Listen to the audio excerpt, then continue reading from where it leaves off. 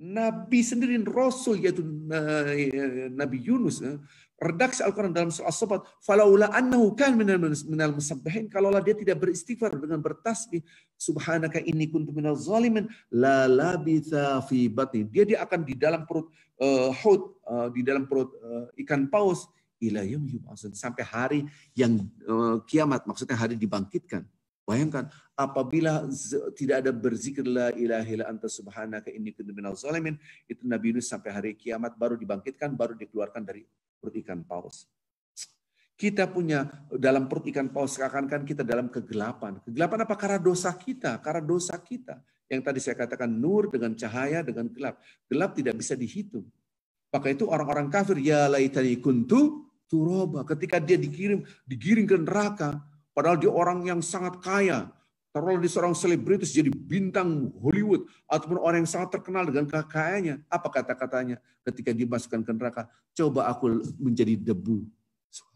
Coba aku menjadi tanah walaupun diinjak hewan. Lebih baik aku menjadi debu, tanah yang diinjak-injak oleh manusia, binatang, daripada aku masuk neraka. Jadi eksistensinya seperti tidak ada lagi.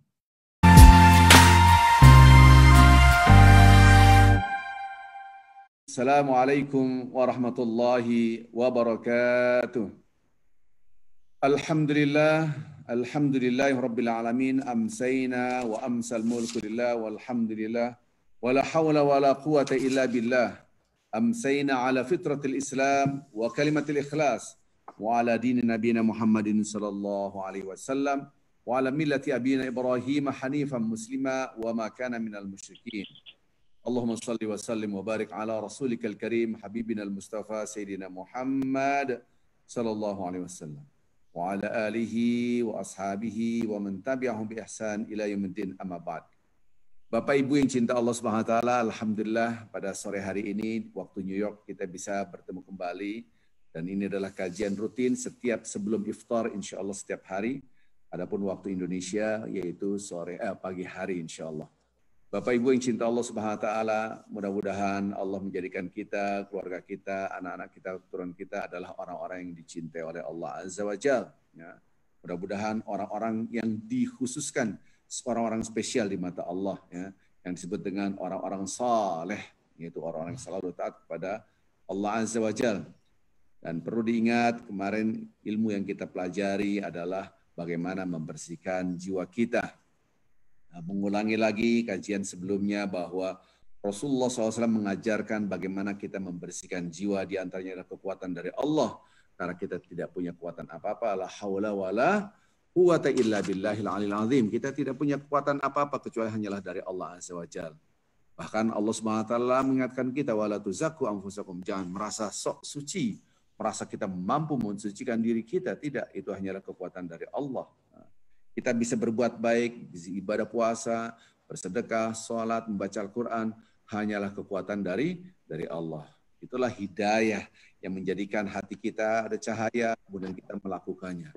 Betapa banyak orang-orang yang sudah tahu kebenaran Islam, tapi tidak ada ketertarikan untuk mengucapkan asyhadu an la ilaha illallah wa asyhadu anna Muhammadan abduhu wa rasuluh, atau wa asyhadu anna Muhammadar rasulullah. Bahkan orang-orang Islam pun sudah mengucapkan syahadat, tapi betapa banyak mereka tidak tertarik dengan kajian-kajian agama. Ya, hanya dilewatkan saja. Ya. Tidak tertarik dengan membaca Al-Quran setiap saat. Ini butuh hidayah, butuh hidayah, butuh hidayah, butuh hidayah. Semakin kita meminta kepada Allah, ihdina, berikan kami petunjuk. Nah, as-siratal mustaqim, yaitu jalan yang lurus, kita dapat bimbingan oleh Allah Azza wa Jalla. Dan kita tahu bahwa di dalam diri kita ada unsur dua, yaitu unsur fa'alhamaha fujuraha wa taqwaha. Di dalam diri kita ada yang mengajak kepada kemaksiatan, yang satu mengajak kepada ketaatan. Nafs fujur, jiwa fujur, dan jiwa takwa. Oleh karena itu, ketika kita mendekatkan diri kepada Allah, butuh kekuatan jiwa takwa. Sudah di jawaban kemarin ketika saya menceritakan bahwa kenapa saya susah membaca Al-Quran. Coba lihat diri kita. Perlu diingat, bukan hanya diri kita. Lihat istri kita. Lihat anak kita. Karena nanti bapak-bapak ibu yang cinta Allah Subhanahu wa taala, kita tidak mungkin saya masuk surga sendirian. Tidak. Saya ditanya pertanggungjawaban terhadap istri saya, anak saya, keluarga saya, saudara kandung saya, adik saya. Semua saya ditanya oleh Allah Azza wa Jalla. Oleh karenanya ini tanggung jawab bersama kita. Nah, lihat diri kita. Pertama kali diri kita dulu kita lihat. Apakah kita didominasi oleh fujur atau takwa? Kita minta kekuatan dari Allah agar jiwa takwa bisa mengalahkan jiwa fujur. Kenapa kita sulit membaca Al-Quran? Bukan sulit dalam arti membacanya, tapi susah untuk tertarik dengan kajian, susah tertarik dengan sholat malam. Bahkan ada yang sangat sulit sekali sholat malam, belum terbiasa. Ingat, itu semua karena dosa-dosa yang telah kita lakukan. Karena yang maha suci, kitab suci, Al-Quranul Karim, kitab suci, kita kalau kotor tidak akan bersatu. Maka itu, Allahumma ati nafsi taqwa. Ya Allah, berikan jiwa takwa, kekuatan jiwa takwa. Untuk mengalahkan apa? Jiwa fujur. Wa zakkiha anta khairu man zakka. Bersihkan jiwa ini ya Allah, Engkaulah sebaik-baik yang membersihkan. Maka itu kita harus banyak-banyak beristighfar kepada Allah Azza wa Jalla.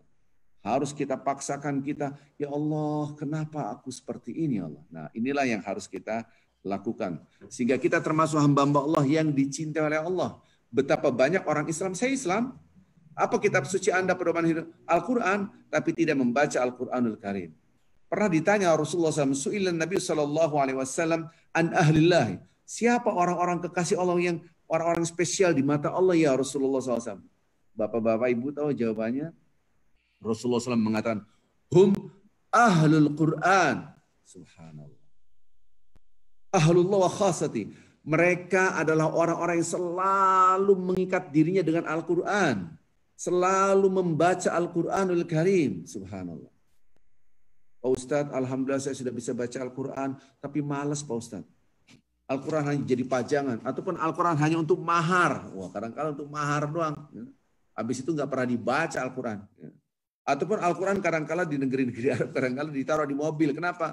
Udah seperti jimat, supaya nggak kemalingan. Kacau banget ya. Ini banyak pemahaman-pemahaman yang salah, Bapak-Bapak Ibu yang cinta Allah SWT. Maka itu kita harus introspeksi diri. Ini pasti ada dosa yang menahan kita sehingga kita tidak bisa membaca Al-Quran dengan rajin. Sehingga kita sulit sekali mendekatkan diri kepada Allah Azza wa Jalla. Berzikir baik dalam keadaan berdiri, duduk atau berbaring. Kenapa? Karena ada dosa yang menghalangi itu semua. Maka itu banyak-banyaklah beristighfar. Ya Allah, ampunilah dosaku. Rabbana zalamna anfusana. Ya Allah, sungguhnya kami telah menzalimi diri kami sendiri. Wa illam taghfir lana wa tarhamna, kalau Engkau tidak memberikan ampunan kepada kami, tidak memberikan rahmat, lanakunanna, sungguh-sungguh. Ini penekanan bahasa Arab karena taukidnya bukan satu. Kami termasuk hamba-hamba Allah yang rugi. Rugi besar kalau kita tidak mencintai Al-Quran. Karena Al-Quranul Karim adalah kitab suci yang bisa menolong dua. Pertama, dunia dan akhirat. Subhanallah. Bukan hanya redaksi hadis Rasulullah SAW mengatakan, Iqra Al-Quran, bacalah Al-Quran. Dia akan datang pada hari kiamat. Syafi'ni ashabi, sebagai penolong pada orang-orang yang membacanya. Ini bukan hanya penolong pada hari kiamat. Di dunia ini kita butuh arahan dari Al-Quran.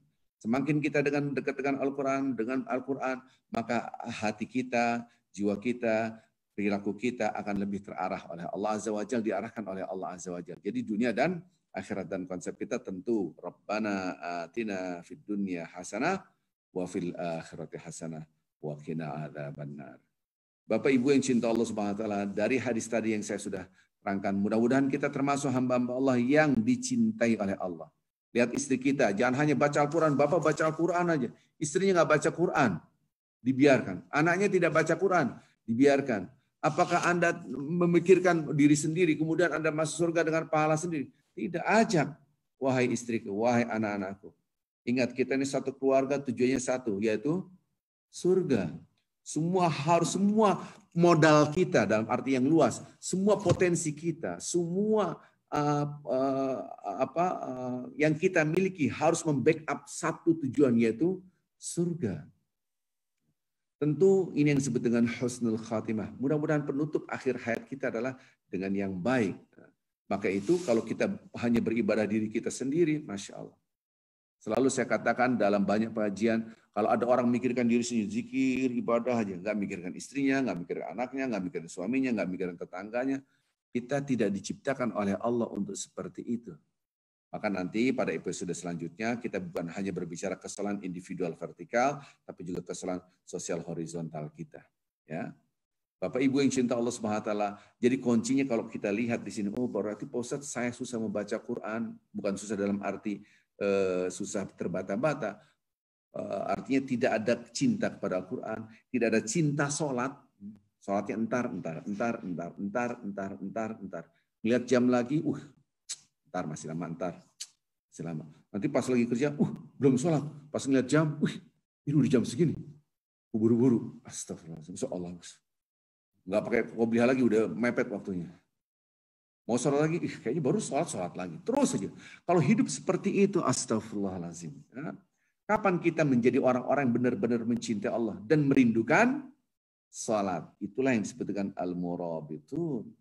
Sampai Rasulullah SAW memberitahukan kabar gembira itu sampai nyerimpet kakinya tuh, hampir jatuh. Kenapa? Kisahnya tuh ketika itu Rasulullah SAW melihat orang murabitun siapa sih? Nah, pernah saya terangkan.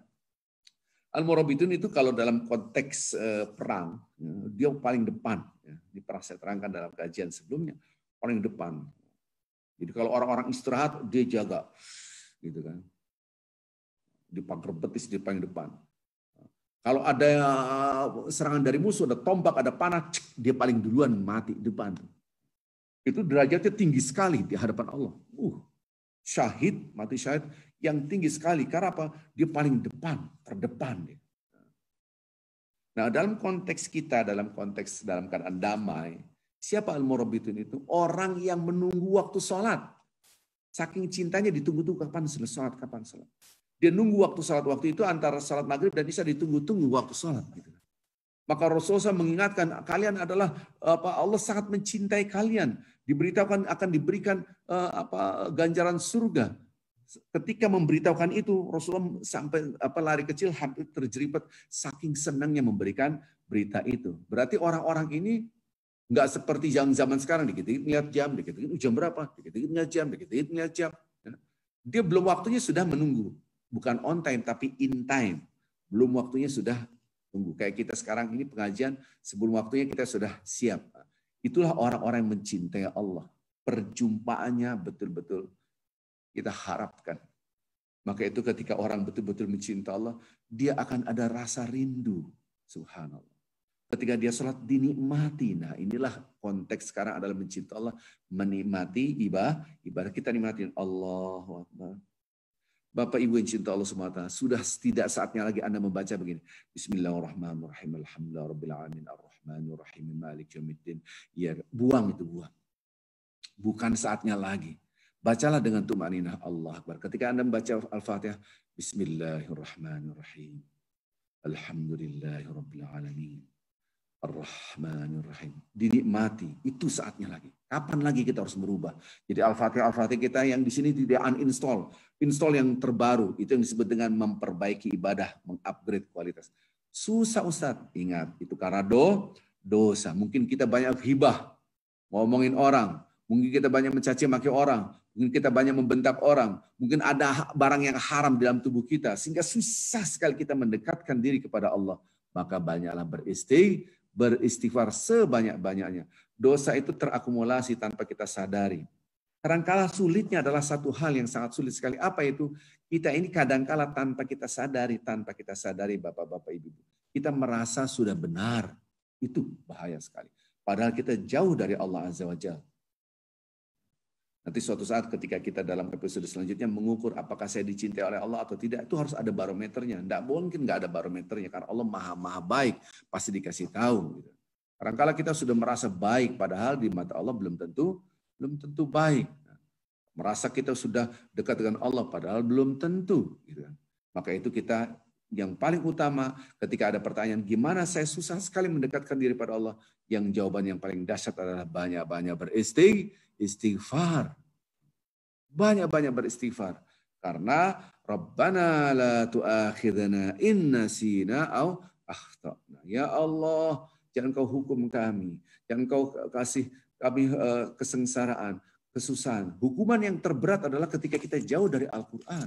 Ketika kita susah membaca Al-Quranul Karim. Ketika kita tidak ada cinta kepada Allah sehingga kita sholat merasa dikejar-kejar. Jangankan sholat melihat jam.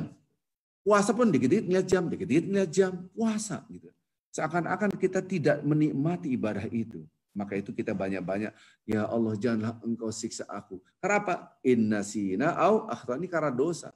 Karena kami khilaf, karena kami lupa, subhanallah. Maka banyak-banyaklah beristighfar. Memang kalau kita bab istighfar sendiri, Masya Allah. Istighfar bentuknya banyak sekali. Yang gampang adalah astaghfirullahalazim. Astaghfirullahalazim. Ada lagi zikran Nabi Yunus, la ilaha illa anta subhanaka inni kuntu minaz zalimin. Zikran Nabi Adam, Rabbana zalamna anfusana wa illam taghfir lana wa tarhamna lanakunanna minal khasirin. Ada lagi, subhanallah bihamdi astaghfirullah wa atubu ilaih. Bentuk istighfar banyak sekali Bapak-bapak Ibu. Nah inilah sebaik mungkin sehingga dosa-dosa ini semakin diampuni oleh Allah, semakin kita mudah membaca Al-Quranul Karim. Semakin kita gampang sekali untuk merasakan qalban khasyian. Jadi kuncinya adalah banyak-banyak beristighfar sebanyak-banyaknya. Baik Bapak-bapak, Ibu-ibu yang cinta Allah Subhanahu wa taala, kita mencoba untuk mengupgrade kualitas zikiran kita. Yaitu yang kemarin kita sudah bahas adalah minta kekuatan dari Allah. Allahumma a'inni ala dzikrika wa syukrika wa husni ibadatika. Ya Allah, bantu aku untuk selalu mengingat Engkau, mensyukuri nikmat-Mu, dan selalu memperbaiki ibadah kepadamu. Ini selalu kita coba. Ya muqallibal qulub, wahai Allah yang membolak-balikkan hati, teguhkanlah hatiku agar selalu berpegang teguh pada agama-Mu. Jadi bapak-bapak, ibu-ibu sambil nyuci piring, berzikirlah itu. La ilaha illa anta subhanaka inni kuntu minaz zalimin. La ilaha illa anta subhanaka inni kuntu minaz zalimin. Ini istighfarnya siapa? Nabi Yunus ketika di dalam perut ikan paus. Bayangkan. Kesengsaraan ditimpakan kepada para nabi dan rasul. Tidak ada satupun nabi dan rasul yang tidak merasakan kesengsaraan. Tidak ada. Nah kesalahan kita kadang-kala, dia susah nih. Dia ini gara-gara dosa dia. Nggak boleh. Nggak boleh begitu. Ingat, inna syaddan nasi bala'an al-anbiya. Orang yang paling banyak kesengsaraannya, balanya, musibahnya, ya, cobaannya, gitu kan. Ujiannya adalah siapa? Para nabi dan rasul, itu paling banyak. Dan orang-orang setelahnya itu orang-orang soleh.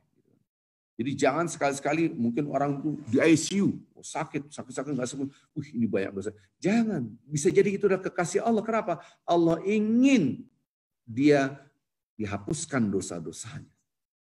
Bayangkan Nabi Yunus di dalam perut ikan paus, gelap gulita, tidak ada secercah cahaya. Dalam keadaan sakit, dia demam tinggi. Hanya berzikir la ilaha illa anta subhanaka inni kuntu minadh dhalimin. Selalu berzikir itu, bukan satu hari dua, berzikir itu. Fastajabna lahu, kemudian Allah mengijabahkan apa yang dia. Wa najainahu, dan Allah Subhanahu wa taala menyelamatkan minal ghammi, dari kesusahan, kesengsaraan dalam perut ikan paus. Dia lapar, dia dingin, gelap gulita. Wa kadzalika nunjil mu'minin. Begitu pula kami akan selamatkan orang-orang beriman. Nah, ini buat kita, maka banyaklah beristighfar. La ilaha illa anta subhanaka inni kuntu minaz zalimin. Ya Allah, sesungguhnya aku banyak dosa. Ampun ya Allah. Ya Allah, la ilaha illa anta, tidak ada Tuhan selain Engkau. Subhanaka, maha suci Engkau. Bapak Ibu yang cinta Allah Subhanahu wa taala, ketika kita mengucapkan maha suci Allah Azza wa Jalla, ingat kita banyak dosa. Nanti pada hari Jumat insya Allah kita akan lebih dalamkan lagi konsep berzikir. Dan ini janji saya karena waktu sekarang adalah sangat sedikit sekali. Ketika hari Jumat, ketika kuliah subuh waktu Indonesia, waktu New York, insya Allah kita cukup waktu insya Allah ya untuk mengkaji lebih dalam lagi. Maka ketika kita mengatakan Subhanallah ataupun Subhanaka ya Allah, Maha suci Engkau ya Allah, langsung introspeksi diri kita. Saya ini pasti punya salah ke suami, ke istri, ke anak, ke orang tua, ke siapapun. Pasti. Jangan merasa kita paling benar. Dia yang salah, saya enggak. Ini berbahaya sekali. Apalagi ngeliat orang lain selalu underestimate bagaimana puasa kita mau diterima, bagaimana sholat kita mau diterima, gitu kan. Jadi bersihkan jiwa kita dengan banyak beristighfar, banyak beristighfar. Subhan inni kuntu minaz zalimin. Sungguhnya aku termasuk orang-orang yang zalim. Sama kata-kata Nabi Adam, Rabbana zalamna. Secara bahasa ya, tentang ini supaya hati kita bersih. Bagaimana membersihkan wazakiha, ya Allah bersihkan jiwa kami. Caranya gimana? Banyak-banyak beristighfar.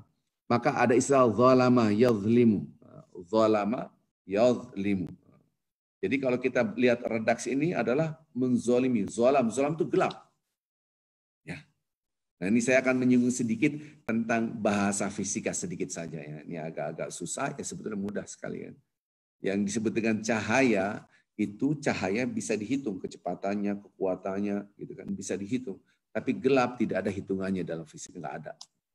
Cahaya itu bisa dihitung, kekuatan cahaya itu bisa dihitung, kecepatan cahaya pun bisa dihitung, masya Allah. Tapi namanya gelap tidak bisa dihitung. Allah adalah cahaya, nur. Karena di sini ada cahaya, kita dekat dengan cahaya, maka kita ada. Tapi ketika kita gelap-gelap, keberadaan kita seperti tidak ada. Maka orang yang berbuat maksiat, berbuat salah, semakin jauh dari Allah, semakin gelap, semakin gelap, semakin gelap, semakin menzalimi dirinya sendiri. Begitu. Zalamna anfusana. Jadi orang itu ketika dia melakukan perbuatan maksiat, semakin gelap hatinya.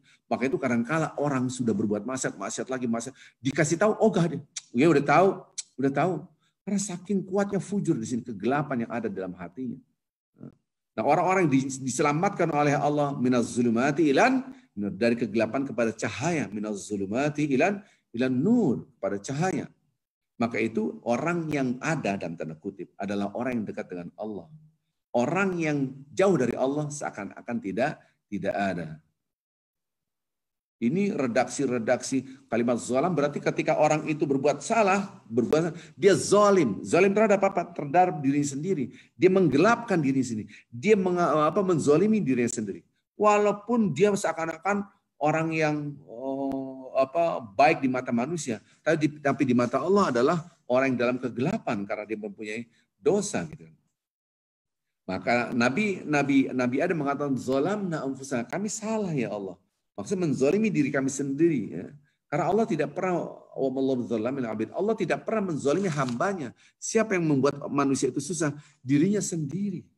Jadi kesengsaraan itu karena dirinya sendiri. Tapi untuk orang-orang soleh, untuk para nabi dan rasul, kesengsaraan itu bukan karena dosanya, tapi karena kecintaan Allah. Nanti ada dua level yang harus kita pahami. Gitu kan. Ada kesiksaan, kesengsaraan, itu karena dosa-dosa kita. Kita harus fokus di nomor ini. Jangan masuk nomor 2. Karena nomor 2 orang-orang soleh itu diberikan kesengsaraan itu untuk dihapuskan dosanya karena Allah mencintainya, gitu kan. Ini karena cinta Allah. Yang satu karena dosa, yang satu karena cinta Allah. Harus dibedakan. Jangan merasa, oh saya punya kesengsaraan karena saya dicinta Allah. Jangan. Saya kemarin sakit ya Allah karena aku banyak dosa. Ampun. Begitu caranya. Jangan merasa, oh ini saya orang soleh. Jangan sekali-sekali. Ya. Maka itu ketika kita berdoa dengan hati kita, ya Allah, inni kuntu minaz zalimin, aku memang salah ya Allah. Ataupun Rabbana zalamna anfusana, ya Allah, kami betul-betul salah. Saya salah ya Allah, banyak salah. Begitu caranya. Ya. Maka itu Bapak-bapak Ibu yang cinta Allah SWT, itu yang disebut dengan wazakiha anta khairun man zakkaha. Bersihkan jiwa kami dengan apa? Banyak beristighfar, ya Allah ampuni. Maka setiap malam Bapak-bapak Ibu yang cinta Allah SWT, setiap malam pada bulan Ramadan, Allah membebaskan orang-orang yang harusnya dia masuk neraka. Bapak Ibu yang cinta Allah Subhanahu wa taala, kalau saya mempunyai kebiasaan, kalau saya memakai sepatu atau memakai sendal, saya lihat kaki saya, langsung terbesit dalam hati dan pikiran saya adalah hadis Rasulullah Sallallahu Alaihi Wasallam bahwa setiap orang itu lebih dekat dengan surga dan nerakanya itu min syirakin na'alih, aqrabu min syirakin na'alih. Jadi kalau kita pakai alas kaki, itu nempel alas kaki itu di kaki kita. Kita pakai itu. Surga dan neraka itu lebih dekat dari itu. Maka itu setiap orang itu ada kaflingnya di surga dan ada kaflingnya di neraka. Arifin Jadiningrat itu ada namanya tertulis di surga, kaflingnya, dan juga tertulis di neraka. Setiap orang bisa melakukan sesuatu, apakah Anda membangun kafling surga ataupun kafling neraka. Itulah maksud daripada ketika Allah Subhanahu wa taala mengampuni dosa-dosa hambanya setiap malam, yang harusnya kita sudah masuk neraka dengan dosa-dosa kita, ditutup pintu neraka, ya Allah. Maka ada istilah hadis-hadis Rasulullah SAW, bapak-bapak ibu ingat kalau kita habis tawaf, ya mungkin bapak-bapak ibu yang pernah berangkat ke tanah suci dengan saya, biasanya setelah tawaf saya pimpin doa itu. Allahumma a'tiqna wa'atiq riqabana wa riqaba abaina wa ummahatina wa abaina wa auladina, dan seterusnya. Ya Allah, bebaskan kami, orang tua kami, ibu kami, bapak kami, anak-anak kami, keluarga kami semua, ya Allah, dari api neraka. Pak Ustadz susah doanya, pakai bahasa Indonesia. Ya Allah, bebaskan aku dari api neraka, bebaskan istriku, suamiku, anak-anakku, orang tuaku, semua saudara dari api neraka, bebaskan ya Allah. Kenapa bebaskan? Kata-kata membebaskan berarti sudah termasuk, betul? Kalau emang tidak ada, ya tidak mungkin dibebaskan. Pembebasan orang itu dibebaskan dari penjara, berarti dia di dalam penjara. Loh, kita di luar penjara, nggak mungkin bebas dari penjara. Memang di luar. Ya Allah, bebaskan aku. Maka setiap orang itu ada kaflingnya masing-masing. Insya Allah. Maka setiap malam Bapak-Bapak Ibu, kita selalu minta ampunan. Ya Allah, ampuni kami. Kalaupun tidak pakai bahasa Arab, tidak apa-apa karena ini di luar salat. Kalau nggak hafal, ya Allah ma'jirim nanar, lepaskan aku dari api neraka. Kalau tidak pakai bahasa Indonesia, ya Allah lepaskan aku, suamiku, istriku, anak-anakku. Ya Allah dari api neraka setiap malam. Ada bausan, Allahumma innaka afun, ya Allah engkau maha pemaaf. Gitu kan. Maha pengampun, ampuni kami. Tuhibbul afa, engkau saat mencintai perilaku maaf, ampunan, kasih kami ampunan. Dan seterusnya, dan seterusnya. Maka itu yang disebut dengan tutup pintu-pintu neraka adalah mudah-mudahan nama kita, kafling kita di api neraka ditutup. Tidak ada lagi, mudah-mudahan kita masuk ke dalam surga. Itu maksudnya. Ketika ditutup pintu neraka itu taubatan nasuha, dianggap kita orang-orang yang kembali. Ada dua, ada istighfar, ada istighfar taubat. Istighfar itu minta ampunan. Jadi cinta Allah adalah, Allah mencintai seorang hamba ketika hambanya selalu beristighfar. Masya Allah. Dan bagaimana kita beribadah, baca Quran, sholat, tapi jarang beristighfar. Betul baca Al-Quran itu tinggi sekali pahalanya. Tapi kita harus banyak beristighfar, minta ampunan, mengakui bahwa kita ada salah. Tidak ada manusia tanpa salah. Kullu bani Adam khata' wa khata'in at-tawwabun. Semua bani Adam manusia pasti salah. Tidak ada manusia yang sempurna. Gitu. Selevel Ustadz, selevel Nabi, semua. Karena itu adalah makhluk. Yang suci adalah Allah Subhanahu wa ta'ala. Subhanallah. Akan tetapi para Nabi dan Rasulullah maksum, terjaga. Saya paling bersedih, bahkan bukan hanya sedih, marah ya, sampai seakan-akan darah saya mendidih ketika ada orang yang menghina-hina Nabi Muhammad SAW. Itu sangat marahnya luar biasa. Kalau ada di depan mata bisa kita bunuh gitu kan, saking marahnya gitu kan. Kenapa? Karena mereka Nabi orang biasa punya salah. Apalagi dijelek-jelekan dengan istri-istri Nabi. Astagfirullahaladzim. Dan kita tahu, bahkan yang dianggap dia ustadz menjelek-jelekan Nabi. Nabi manusia biasa. Yang tidak pernah salahnya Allah. Tetapi Nabi ma'asum, terjaga dari perbuatan-perbuatan yang tercela. Kita bukan ma'asum. Bukan orang yang terjaga.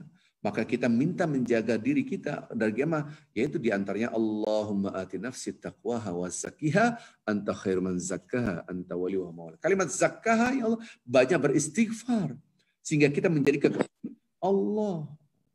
Ketika man lazimal istighfar, orang yang selalu beristighfar, semua urusannya mudah. Kalau dia dalam keadaan susah, dimudahkan. Di dalam keadaan sempit, dilapangkan. Dia punya masalah, dikasih solusi oleh Allah. Ini janji Allah dan Rasulnya. Itu menunjukkan cinta Allah kepada kita. Maka itu kunci dalam kehidupan kita adalah banyaklah beristighfar. Nabi sendiri, Rasul, yaitu Nabi Yunus, redaksi Al-Quran dalam surah As-Sabat, falaula annahu kan minal musabbihin, kalaulah dia tidak beristighfar dengan bertasbih, subhanaka inni kuntu minal zalimin, la labitha fi batni, dia akan di dalam perut di dalam perut ikan paus, ila yaumi yub'atsun, sampai hari yang kiamat, maksudnya hari dibangkitkan. Bayangkan apabila tidak ada berzikir la ilaha illa anta subhanaka inni kuntu minal zalimin, itu Nabi Yunus sampai hari kiamat baru dibangkitkan, baru dikeluarkan dari perut ikan paus. Kita punya dalam perut ikan paus, seakan-akan kita dalam kegelapan. Kegelapan apa? Karena dosa kita, Yang tadi saya katakan nur dengan cahaya dengan gelap. Gelap tidak bisa dihitung. Maka itu orang-orang kafir, ya laitani kuntu turaba. Ketika dia digiring ke neraka, padahal dia orang yang sangat kaya, taruhlah dia seorang selebritis jadi bintang Hollywood, ataupun orang yang sangat terkenal dengan kekayaannya. Apa kata-katanya ketika dimasukkan ke neraka? Coba aku menjadi debu. Coba aku menjadi tanah walaupun diinjak hewan. Lebih baik aku menjadi debu. Tanah yang diinjak-injak oleh manusia, binatang. Daripada aku masuk neraka. Jadi eksistensinya seperti tidak ada lagi. Sekarang kita lihat banyak orang sombong dengan hartanya. Semua barang branded. Jamnya branded. Bajunya branded. Kalau peci jarang branded. Ya. Kacamatanya branded. Apalagi tasnya branded. Semua barang-barang mahal. Mau dibawa kemana? Apakah dengan barang-barang mahal itu Anda menunjukkan Anda ada? Supaya eksis, apa istilahnya, komunitas sosialita, apalah saya nggak ngerti lah gitu kan.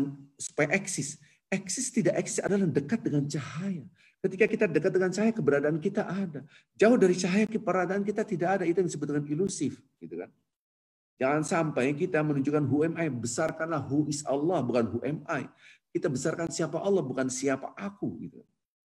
Maka itu bapak-bapak, ibu yang cinta Allah Subhanahu wa taala, jangan sampai dalam kehidupan kita itu merasa kita dalam cahaya padahal kita dalam keadaan zalim. Nabi aja mengatakan ini kuntu, sungguh-sungguh aku minaz zalimin, aku ada yang salah ya Allah. Sampai Nabi Adam, Rabbana zalamni, ya Allah memang aku menzalimi diri aku. Nah, ini yang disebut dengan maka dosa itu disebut dengan kezaliman. Menzalimi diri sendiri. Bapak Ibu yang cinta Allah Subhanahu wa taala, coba kita banyaklah berdoa. Bahkan orang-orang, nah ini yang penting sekali. Dalam hadis Rasulullah SAW, ini ungkapan Nabi Muhammad SAW, seorang muslim, kita orang-orang beriman, apabila berdoa dengan ungkapan Nabi Yunus tadi, gitu kan, janji Allah dan Rasulnya, Allah akan mengabulkannya. Maka itu dalam beberapa pendapat ulama, kata-kata la ilaha illa anta subhanaka inni kuntu minadz zalimin adalah seperti ismul azam. Apalagi Ismul Azam, nanti kita akan bahas Ismul Azam pada episode selanjutnya. Yaitu nama-nama Allah yang agung. Apabila kita sebut, doa kita akan dikabul. Jadi agar kita wazakiyah anta khairun zakah, jangan dengan apa? Dengan cara beristighfar. Jadi saya akan kembalikan diri, mundur lagi sedikit. Kenapa orang itu susah baca Quran? Kenapa tidak cinta Al-Quran? Kenapa tidak cinta masjid? Kenapa tidak mencintai sholat? Kenapa tidak susah sekali berzikir baik dalam keadaan berdiri, duduk, berbaring? Kenapa susah sekali dia bersedekah? Ya, sampilik karyang orang Minang bilang gitu, perdit, meldit, koret atau apa. Susah sekali. Maunya dapat apa saya? Maunya ngambil, tapi memberi tidak. Dapat apa ya? Dapat apa? Itu susah. Penghuni surga tidak demikian. Penghuni surga itu muhsin, kanu minal muhsin. Dia selalu berbuat apa yang harus saya lakukan, apa yang harus saya berikan. Gitu. Kenapa susah ini semua? Karena ada dosa yang selalu kita lakukan. Oleh karenanya bapak-bapak, ibu yang cinta Allah Subhanahu wa taala, mudah-mudahan kita selalu beristighfar, istighfar. Nanti buahnya luar biasa. Kok saya sekarang baca Al-Quran mudah? Padahal dulu malas. Kok sekarang saya jadi kangen pada sholat? Sekarang saya mudah untuk sholat malam. Mungkin banyak di antara kita orang-orang beriman, kamu tiap hari sholat malam kok mudah? Saya susah sekali. Bangun itu susah, gitu kan? Bangun itu susah. Kalau orang yang beriman, yang betul-betul bertakwa, nanti kita gambarkan karakteristik orang bertakwa pada akhir Ramadan, kita lihat saya sudah masih bertakwa atau tidak. Salah satu karakteristik orang bertakwa adalah dia selalu sholat malam, tidak melepaskan sholat malam. Ustadz, sholat malam itu kan sunnah. Ibadah sunnah adalah proses penyeleksian siapa yang betul-betul cinta Allah, bukan di level wajibnya. Ini hadis qudsi. Jadi orang itu selalu ya taqarrabu ilai bin nafil hatta uhibbahu, dia mendekatkan dirinya kepada aku dengan ibadah-ibadah sunnah sampai aku mencintai. Jadi kata-kata cinta itu nampak dalam ibadah sunnah. Jadi ibadah sunnah jangan ya saya dapat ibadah sunnah, namanya juga ibadah sunnah, dikerjain dapat pahala, nggak dikerjain ya nggak apa-apa, santai aja nggak apa-apa, nggak terawih juga nggak apa-apa, yang penting kan puasanya. Orang seperti ini jauh dari cinta Allah. Kasih Allah itu dia mengejar ibadah-ibadah sunnah. Maka Al-Quran ibadah sunnah, iya. Anda tidak baca Quran satu hari tidak dosa. Tidak batal puasa. Mana ada orang nggak baca Quran satu, karena nggak baca Quran, puasa ente. Nggak dapat apa-apa puasanya. Enggak. Berarti sunnah iya. Disitulah dites oleh Allah sejauh mana Anda mencintai Allah, yaitu dalam konteks sunnah. Maka ibadah sunnah adalah proses penyeleksian siapa yang betul-betul mencintai Allah Azza wa Jalla. Ini pegang nih kata-kata ini. Jadi ketika kita bangun malam, Wah, jam berapa? Astagfirullahaladzim, jam 3. Ya Allah, aku cinta engkau ya Allah. Langsung berwudu. Kalau perlu mandi, itu dahsyat. Mandi. Gitu kan. Cepat-cepat. Ya Allah, aku rindu kepada engkau. Ya Allah, aku tunjukkan aku lebih cinta kepada engkau daripada cinta tubuhku yang harus aku nina bobokkan aku tidur. Ya Allah, aku cinta engkau ya Allah. Ya Allah, aku benar-benar mencintaimu. Dengan apa? Aku ini sholat. Harusnya aku tidur, aku bangun. Karena aku mencintai engkau ya Allah. Itu yang disebut dengan wa minal laili fatahajjat bihi nafilatan lak. Di antara malam ada orang-orang yang sholat malam. Fatahajjat bihi sholat malam. Nafilah itu adalah ibadah sunnah, ibadah tambahan. Itu karena ibadah tambahan, bukan ibadah wajib. Mana ada sholat tahajud adalah wajib. Memang betul sholat tahajud itu wajib. Buat siapa? Buat Rasulullah SAW. Para nabi adalah wajib sholat malam. Buat kita tidak sunnah. Di situ orang diseleksi oleh Allah Azza wa Jalla apakah dia betul-betul mencintai Allah. Orang yang sholat malam, bapak-bapak ibu menunjukkan, ya Allah aku lebih cinta engkau daripada tubuhku. Ini masalah cinta. Sehingga kita ibadah sama orang berpuasa, ya Allah aku lebih cinta kepada engkau daripada tubuhku. Harus aku makan minum. Aku tidak ya Allah. Aku berpuasa karena aku lebih cinta kepada engkau. Nanti suatu saat kita akan membahas tentang cinta Allah lebih dalam lagi. Begitu juga membaca Al-Quranul Karim. Ketika kita membaca Al-Quranul Karim, terkantuk-kantuk, ya Allah. Jangan give up, berdiri, pindah tempat. Wudu, jangan give up. Oh, tidur dulu lewat. Bahkan tidurnya orang berpuasa ibadah. Siapa yang mengatakan demikian? Orang berpuasa meningkatkan kualitas produktivitas setinggi sekali gitu kan.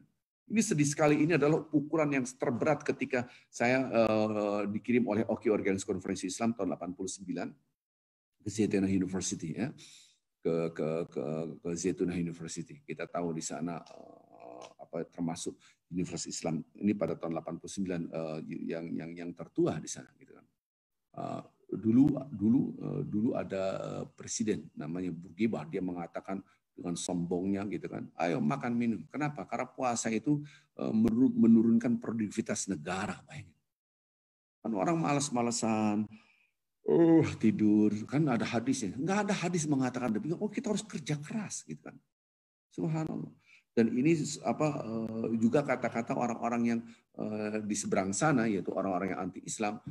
Saya lihat jam dulu, orang-orang yang anti-Islam mengatakan, ya orang Islam itu nggak makan, nggak minum, malah malas. Orang Islam itu meningkatkan, maka itu kita itu tidak makan, tidak minum karena kecintaan kepada Allah, malah justru kita harus meningkatkan produktivitas. Tunjukkan, ya Allah aku cinta kepada engkau. Gitu kan. Maka itu puasa, ketika kita nggak baca Al-Quran, jangan ngantuk-ngantuk kan, paksakan, harus berubah.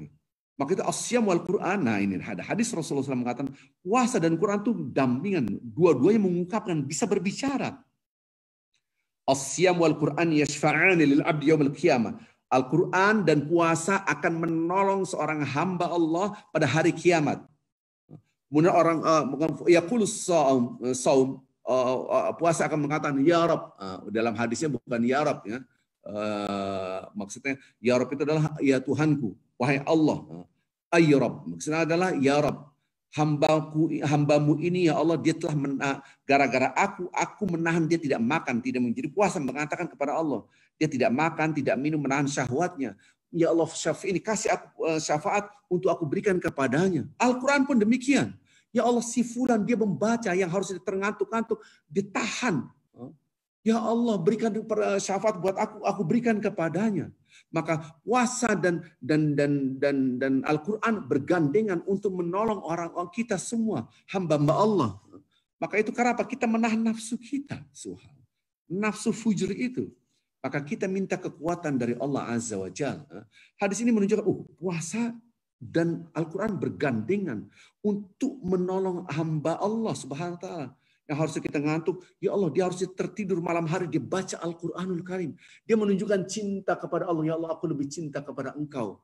Disitulah kalahnya para malaikat, karena malaikat ibadah tanpa ada halangan nafsu. Mereka ibadah saja tanpa ada nafsu yang menahan mereka, tidak ada fujur. Beda dengan kita ibadah betul-betul ibadah karena Allah, dan itu beratnya luar biasa. Ini kisahnya di dalam banyak buku tentang Harut dan Marut. Harut Marut adalah malaikat-malaikat yang kenapa kita harus sujud pada mereka? Apa sih kelebihannya manusia? Gitu kan? Akhirnya engkau merasakan jadi manusia, dijadikan manusia. Datanglah namanya Zahra, datanglah perempuan, diajak untuk berzina, tidak mau. Aku tetap taat pada Allah. Karena dia tahu godaan manusia seperti apa. Ada di bawah anak kecil, dibunuh. Oh tidak mau. Bertahan nih, malaikat-malaikat sudah menjadi manusia. Tapi tiba-tiba Zahra ini memberikan minuman, akhirnya mereka mabuk, akhirnya mereka berzina, akhirnya mereka membunuh anak ini. Semua baru sadar dia betapa susah menjadi manusia. Akhirnya mereka menangis. Dalam beberapa riwayat mengatakan bahwasanya akhirnya Allah memberikan dua opsi. Anda disiksa di akhirat atau disiksa di dunia. Mereka minta, ya Allah, lebih baik aku disiksa di dunia, gitu kan, daripada disiksa di akhirat. Maka bapak-bapak ibu, jangan gampang-gampang orang susah, orang sengsara, sengsara. Jangan-jangan itu karena cinta Allah kepadanya, kesengsaraan, kesusahan. Karena Allah ingin membebaskan dia dari azab api neraka. Subhanallah. Banyak hadis-hadis ini, gitu kan. Ada orang-orang kasih Allah diberikan kesusahan di dunia itu agar di akhiratnya dimudahkan oleh Allah Azza wa Jalla. Gitu. Jadi kembali ke bapak-bapak ibu, kita ibadah ini melawan nafsu kita. Wazakiyah, bersihkan aku, melawan fujur ini dengan cara apa? Meminta kekuatan dari Allah. Maka membaca Al-Quran pasti dalam hati kita, nggak usah, ntar aja. Salat juga begitu, ntar aja. Kita lawan bapak-bapak ibu. Banyaklah berzikir istighfar sehingga kekuatan kita lebih kuat lagi. Kenapa? Karena dosa-dosa yang menghalangi kita untuk ibadah diampuni oleh Allah. La ilaha illa anta subhanaka inni kuntu minaz zalimin, ataupun astaghfirullahalazim, ataupun bentuknya rabbana zalamna anfusana wa illam taghfir lana wa tarhamna lanakunanna minal khasirin. Ya Allah, sungguh benar kami termasuk hamba-hamba Engkau yang telah menzalimi diri kami sendiri. Menzalimi, karena zalim adalah berbuat kesalahan. Kita mengatakan orang dengan kata-kata yang tidak baik, negative thinking, orang ini itu berarti ada hal yang menggelapkan hati kita, menggelapkan diri kita, dan ingat itu efeknya berat sekali kepada ibadah kita. Jadi susah kita beribadah. Nah, maka itu kesulitan orang beribadah tanpa disadari adalah karena dosa-dosa dia. Maka banyaklah beristighfar. Kenapa Allah Subhanahu wa taala membuka pintu-pintu surga dan menutup pintu-pintu neraka?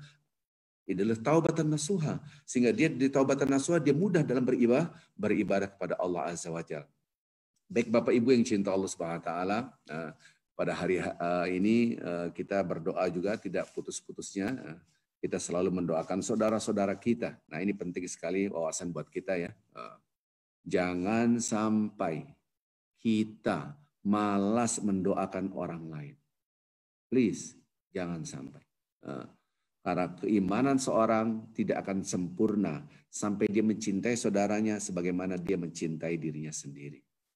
Salah satu bentuk cinta kita kepada saudara kita mendoakan. Ini kadang-kala di grup WA, amin. Modalnya amin pun kopas. Ada orang meninggal, kopi, pas, lempar. Copy paste gitu kan, amin. Tapi nggak didoain. Kita dengar si fulan sakit, ya nggak didoain gitu. Jangan, si fulan meninggal dunia, nggak didoain. Kalau perlu kita sholat.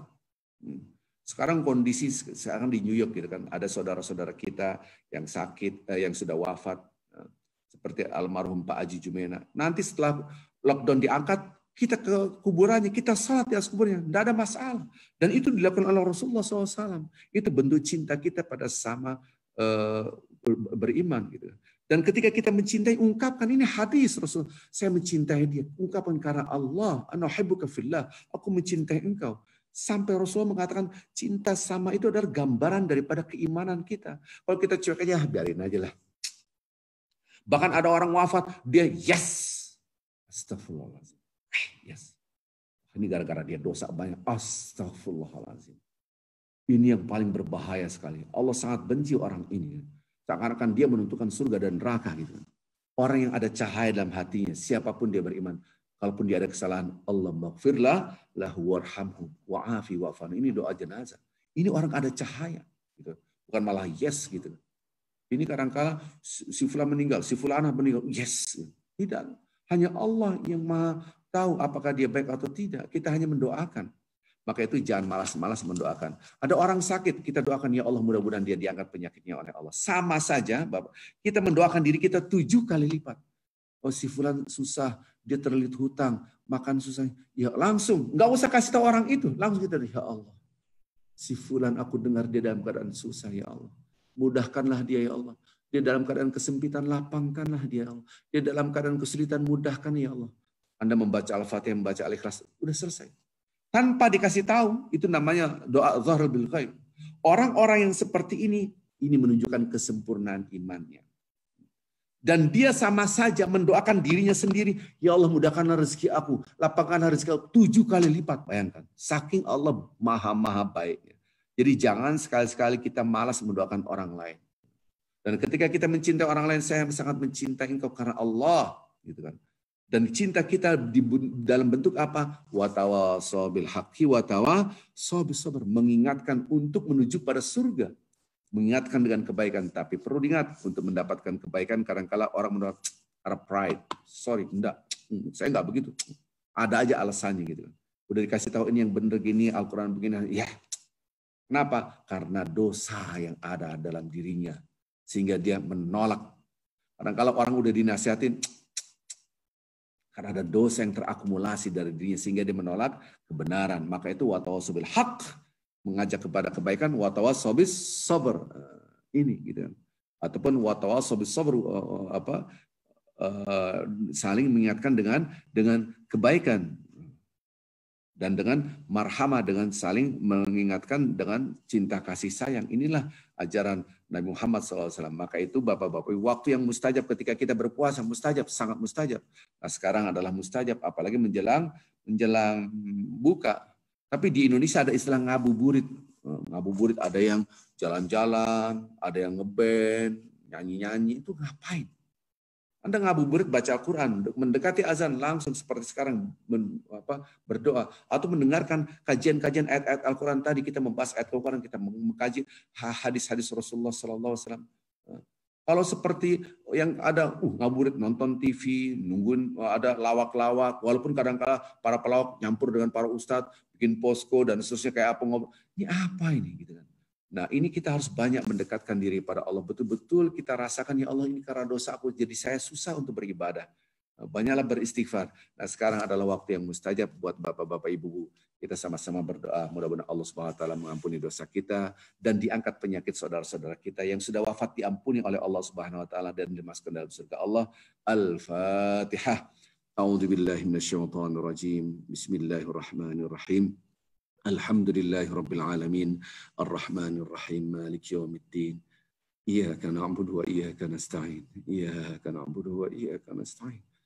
إياك نعبد وإياك نستعين اهدنا الصراط المستقيم صراط الذين أنعمت عليهم غير المغضوب عليهم ولا الضالين آمين لك الحمد لا إله إلا أنت الحنان المنان بديع السماوات والأرض يا ذا الجلال والإكرام يا حي يا قيوم يا الأحد الفرد الصمد الذي لم يلد ولم يولد ولم يكن لك يا الله كفوا أحد اللهم صل وسلم وبارك على رسولك الكريم حبيبنا المصطفى محمد صلى الله عليه وسلم وعلى آله وصحبه وسلم ربنا ظلمنا أنفسنا وإن لم تغفر لنا وترحمنا لنكونن من الخاسرين لا إله إلا أنت سبحانك إنا كنا من الظالمين ربنا اغفر لنا ذنوبنا ولوالدينا وارحمهما كما ربيانا صغارا ولجميع المسلمين والمسلمات والمؤمنين والمؤمنات الأحياء منهم والأموات اللهم ارحم أموات المسلمين والمسلمات اللهم اغفر لهم وارحمهم وعافهم واعف عنهم